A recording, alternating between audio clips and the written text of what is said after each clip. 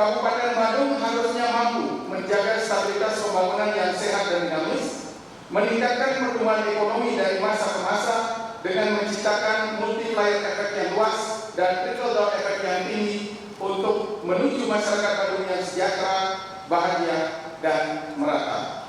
Yang sejauh ini terlihat bahwa instrumen utama kemajuan pembangunan, yakni APBD 2025, terlihat ada sesuatu yang tampak tidak lazim, serta merefleksikan kesan pesimistis atau kami istilahkan bergerak mundur atau move backwards, di mana rancangan APBD tahun 2025 dirancang 10,44 triliun lebih. Jadi lebih rendah, kurang lebih 1,7 triliun dari APBD perubahan tahun 2024 yang ditetapkan 12,1 triliun. Sampaikan pandangan umum terkait RAPBD Badung 2025, fraksi Gerindra berikan kritik tajam.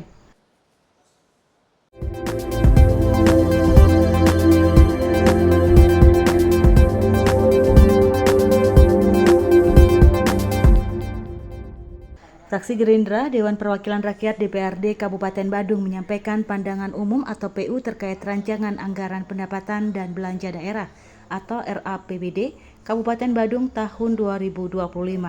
Dalam PU yang dibacakan oleh Ketua Fraksi Gerindra, Wayan Puspanegara pada rapat paripurna DPRD Badung, Rabu 30 Oktober 2024, fraksi ini memberikan catatan kritis terhadap usulan RAPBD yang disampaikan oleh Bupati Badung. Dalam pernyataan awalnya, Puspanegara menyoroti bahwa program prioritas pada APBD tahun 2025 seharusnya menjadi alat yang efektif untuk memperkuat perekonomian kesejahteraan masyarakat dan keadilan sosial. Namun mereka menilai bahwa Kabupaten Badung sebagai wilayah dengan potensi ekonomi yang besar harus mampu menjaga pertumbuhan ekonomi yang dinamis dan stabil dari waktu ke waktu.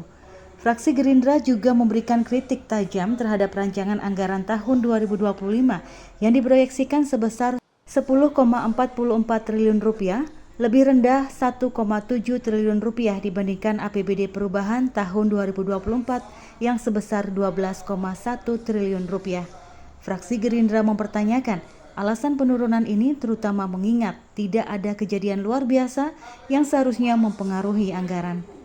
Semoga saja hal ini bukan merupakan ketidakcermatan atau hanyalah sikap prudent atau kehati-hatian eksekutif, karena jelas berdasarkan logika sederhana bahwa dengan asumsi stabilitas politik yang sehat dan dinamis, pertumbuhan ekonomi yang baik, presiden yang baru saja dilantik, jumlah kunjungan wisman dan wisdom yang diproyeksi meningkat, siogianya RAPBD tahun 2025 diproyeksikan bergerak naik atau moving up dibandingkan APBD tahun 2024. Puspanegara mengemukakan bahwa mengingat kondisi ekonomi yang stabil dan prospek kunjungan wisatawan yang terus meningkat, seharusnya RAPBD 2025 justru diarahkan untuk naik dibandingkan tahun sebelumnya.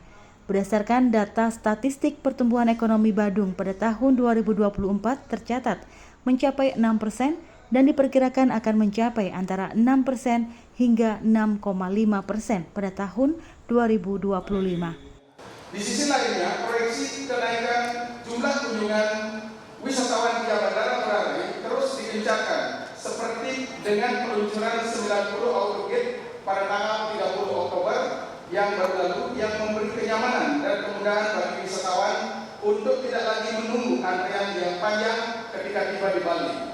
Sehingga kami fraksi Gerindra berketetapan hati untuk merevisi RAPBD tahun 2025 menjadi lebih besar atau naik minimal menjadi 12,5 triliun atau lebih daripada APBD perubahan tahun 2024. Fraksi Gerindra juga menyoroti adanya potensi ancaman defisit yang signifikan pada APBD 2024 yang diproyeksikan sebesar 3,4 triliun rupiah berdasarkan realisasi pendapatan hingga September yang baru mencapai 4,9 triliun rupiah.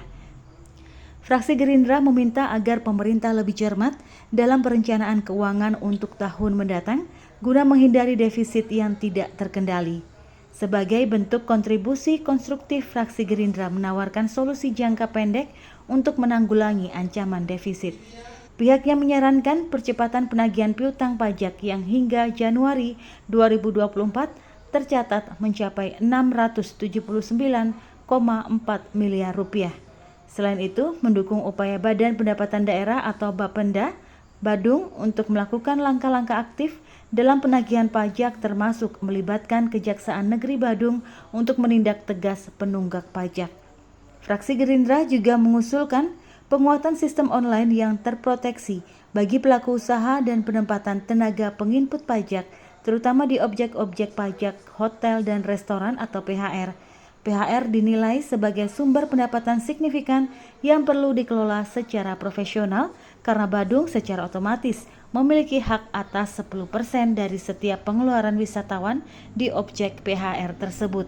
Fraksi ini siap memberikan masukan berupa ide, gagasan, serta formula untuk meningkatkan pendapatan daerah, terutama dari sumber pendapatan asli daerah atau PAD, sesuai Undang-Undang Nomor 1 Tahun 2022 tentang perimbangan keuangan pemerintah pusat dan daerah.